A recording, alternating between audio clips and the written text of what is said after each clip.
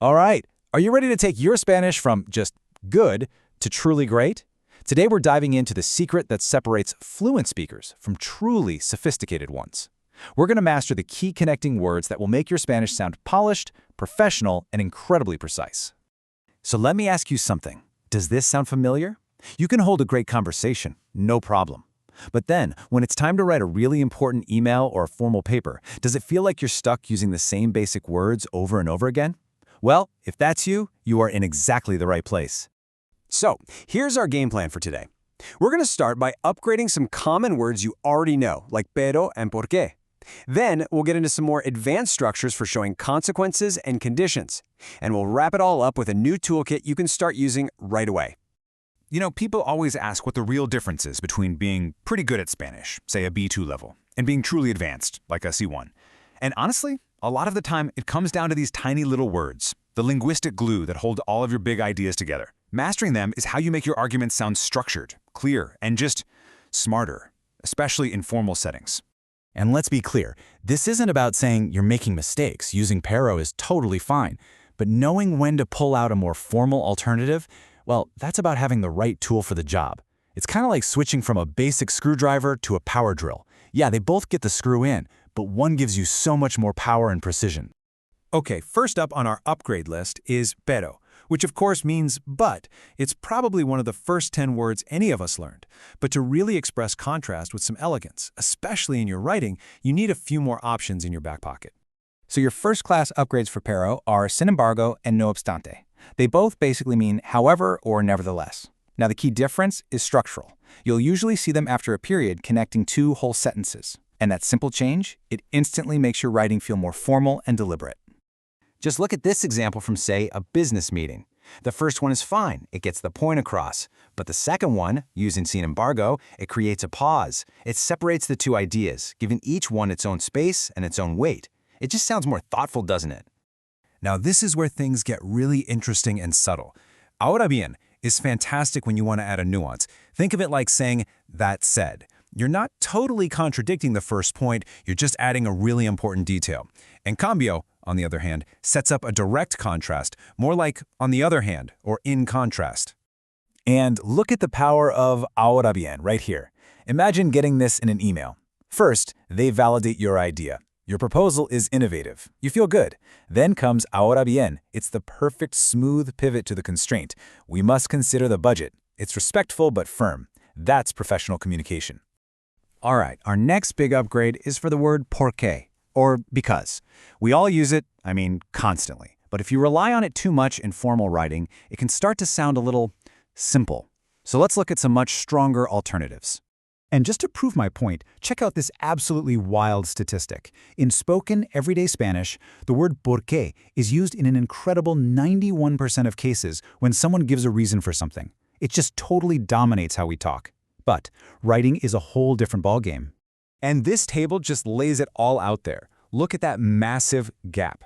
In writing, por qué usage plummets to just 38%, while ya que actually becomes the most frequent one. And see those other formal options like puesto que and dado que? They barely even show up in conversations, but they are essential tools for formal writing. Here's a perfect example of how to use one of these. Dado que means given that or since. Starting a sentence with it like, given that we've had a technical problem, the meeting is postponed, is such a clean, formal, and professional way to state your reason right up front. Okay, you ready to get into a truly advanced structure? Let's talk about how to say therefore or as a result in a way that just screams, I have mastered this language. The answer involves a really cool connector that has its own special grammar rule. So the magic phrase is de ahí que, which literally means from there that. And the crucial thing to remember is it's always followed by the subjunctive. Now, why the subjunctive? Because you're not just stating a simple objective fact. You're expressing your interpretation, a subjective conclusion you've drawn from the facts. It's about influence, not just information. And you know what? Using it sounds complicated, but it's really just a simple 3-step recipe. First, you state the cause. Second, you drop in your connector, de ahí que, and third, you follow it up with the consequence, just making sure that verb is in the subjunctive. That's it. Let's see it in action. It'll make perfect sense. The director had always lived alone, hence why he had such a reserved character. See, the cause is him living alone. The consequence is his personality.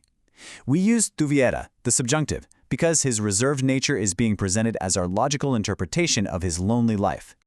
We are almost at the finish line. For our final big upgrade, we're going to level up how we set conditions in Spanish, moving way beyond the basic si or if clauses that we all learn at the beginning. These three phrases right here, they're your new best friends for setting really strict conditions. They all basically mean provided that or as long as. And here's the golden rule you absolutely have to remember. They always use the subjunctive. Why? Well, because a condition isn't a fact, right? It's a requirement that has to be met for something else to happen. It's uncertain by nature. And this is just a perfect real-world scenario. Think about a business negotiation. Everything is conditional. We will accept your terms provided that you guarantee delivery in 30 days. Our acceptance is 100% dependent on that guarantee. Using siempre que with the subjunctive, garantice, makes that condition crystal clear and non-negotiable. So let's pull it all together. We have just added a seriously powerful set of advanced connectors to your language toolkit. They're ready to go, waiting for you to make your Spanish more formal, more precise, and frankly, a lot more impressive.